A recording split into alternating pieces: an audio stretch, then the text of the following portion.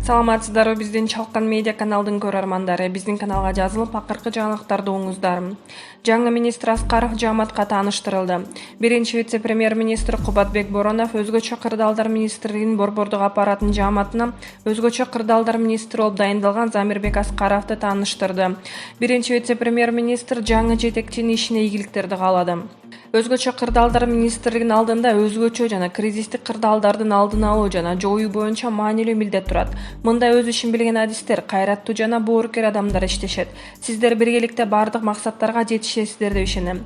Сиздин кесиптик сапаттарыңыз жана мамлекеттик кызматтагы тажрыйбаңыз министрлик кызматтагы күнүмдүк ишиңизде өтө маанилүү болуп саналат деп белгиледи ал.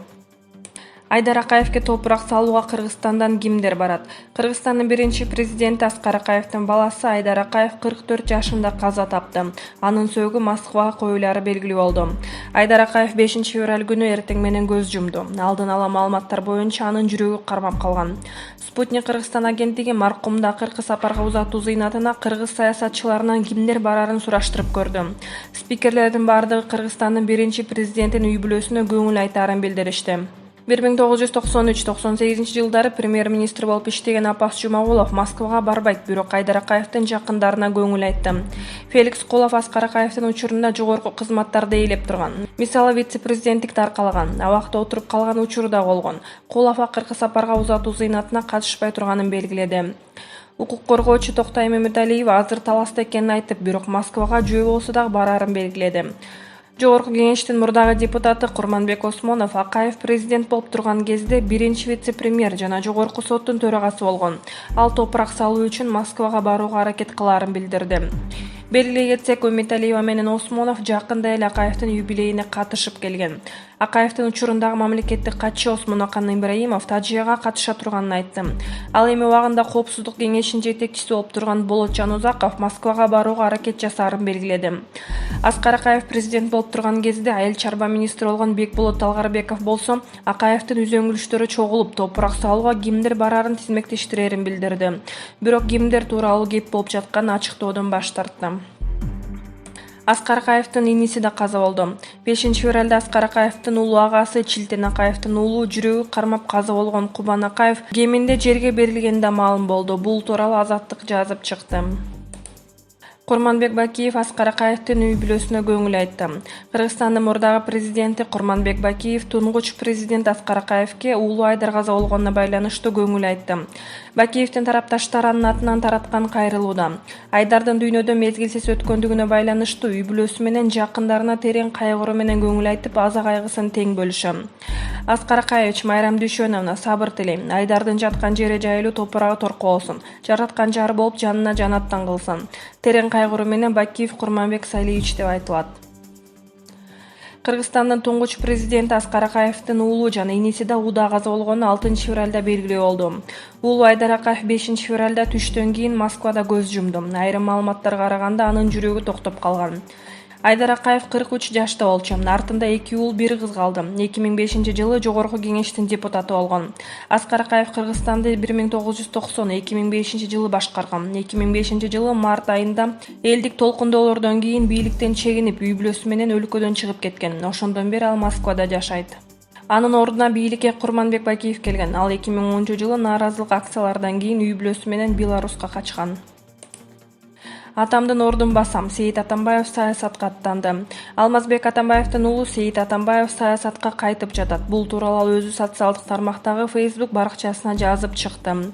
Билдирүүсүндө ал саясатка 1993 жылдары келгендигин, убагында КСДП партиясынын өздүк белгилерин ойлоп табышып, аймактарга агитациялык материалдарды, оппозициялык гезиттерди таркатып, уюштуруу иштерине катышып, саясий бирикменин алгачкы чогулуштарын өткөрүшкөн. Мен КСДПнын курамында эң күчтүү, акылман адамдар бар учурга күбөмүн. Алар алгач Акаевдин, кийин Бакиевдин үй бүлөлүк кландык башкаруусун сындырууга аракет кылышкан, дейт саясатчы. Сейит Атамбаев 11 жыл талыкпай эмгектенип, партияга өзүн толугу менен арнаганда гана 2004 жылы парт билетке ээ болгонун кошумчалаган. 2010 жылдагы апрель революциясынан кийин мен партиядан кеткем. Анткени үй бүлөлүк кландык режим кулап, менин максатым аткарылган. Менин максатым элдин эсебинен же кызматтын аркасынан байып кетүү эмес болчу. Ошол себептен мен кеткем, дейт Атамбаев. Айтымында анын топтогон тажрыйбасы жетиштүү жана КСДП саясий партиясы менен саясатка аттанат. Башкы прокуратура Садыр Жапаров жатакабакка которулбайт жана мөөнөтүнөн мурда бошотулбайт. Кыргызстандын жазык жана жазык аткаруу кодекстеринин 2017-жылдагы редакциясына ылайык соттолгон Садыр Жапаровду которууга же жазаны өтөөдө мөөнөтүнөн мурда шарттуу бошотууга болбойт. Бул тууралуу башкы прокуратуранын басма сөз кызматы билдирди.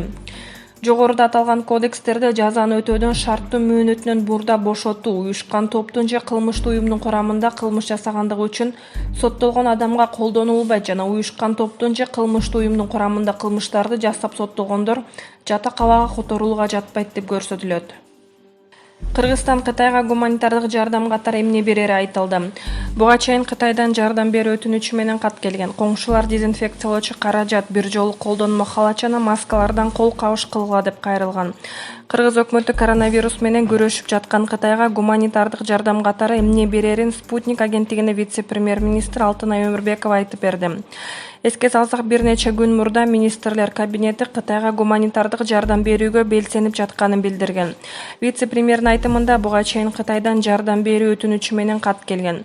Коңшулар дезинфекциялоочу каражат, бир жолу колдонмо халат жана бет каптан кол кабыш кылгыла деп көптөгөн мамлекеттерге кайрылуу жиберген.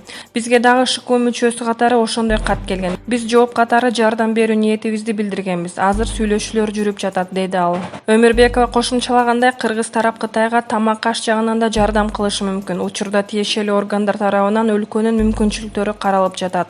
Кытай бийлиги 2019-жылдын 31-декабрында Дүйнөлүк саламаттыкты сактоо уюмунда өлкөнүн борбордук бөлүгү Ухань шаарында белгисиз пневмония оорусу күч алганын билдирген. Адистер оорунун козгогучу коронавирус 2019 экендигин аныктаган.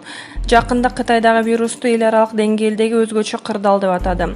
Акыркы маалыматтарга караганда Кытайда коронавирустан 563 адам көз жумду. Ал эми жуктуруп алгандардын саны 28 миңге жетсе, 1153 киши сакайып кеткен. Кыргыз патенттен эң көп сыйакыны Бекбор Биев менен Мирбек Атабеков алды.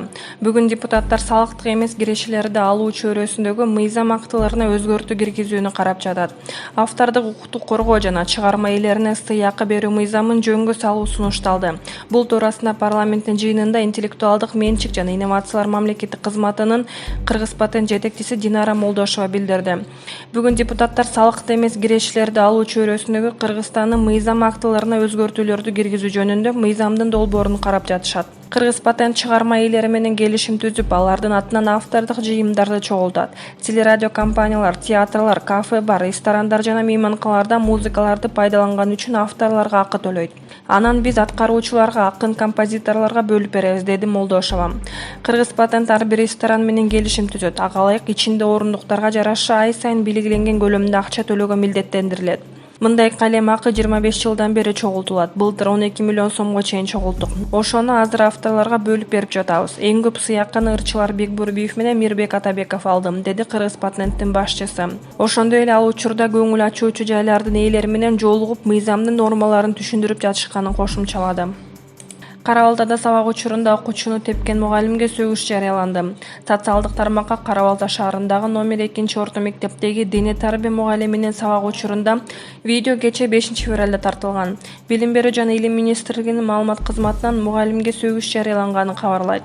Окуяны териштирүү жана мугалимдин бул аракетине баа берүү үчүн Жайыл райондук билим берүү бөлүмүнүн жетекчиси Талантбек Арыков Кара-Балтадагы номер 2-мектепте ата-энелердин катышуусунда бүгүн 6-февралда чогулуш өткөргөн.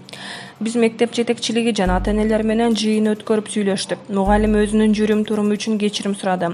Ата-энелерге ага карата дооматтары жоктугун билдиришти, деди Талантбек Арыков. Бирок педагогикалык этиканын нормаларын бузгандыгы үчүн мугалимге сөгүш берилди. 200-дөн ашык кыргыз таланттары Москвада өтчү Орусиянын маданият күндөрүнө арналган концертке катышат. Кыргыз ырчылары Москва шаарында пландалган Орусиянын маданият күндөрүнө арналган концертке чоң курам менен катышууга даярдык көрүп жатышат. Иш-чара тууралуу Музаман тобунун ырчысы Жеке ырчы Аксай Мукамбетулу Супер KG порталына төмөнкүлөрдү билдирди. 17-18 февралда Москва шаарында Орусиянын маданият күндөрү өтмөкчү. Кыргыз ырчылары 200-дөн ашык чоң курам менен кетип жатабыз. Мамлекеттик деңгээлдеги чоң концертке Кыргыз Республикасынын эл артисттери Керим Турапов, Саламат Садыкова, баш болуп Кыргыз Республикасынын эмгек сиңирген артисти Алтынай Нарбаева, Бактыгүл Бокоева, мен жана бир топ ырчылар оркестры менен ырдайбыз. Ырчылардан тышкары Шаардык мэриянын оркестри, Абдулас Малдыбаев атындагы опера балет театрынын хор тобу, симфониялык оркестр, Акмарал би ансамбли бармакчы, дейт Аксай.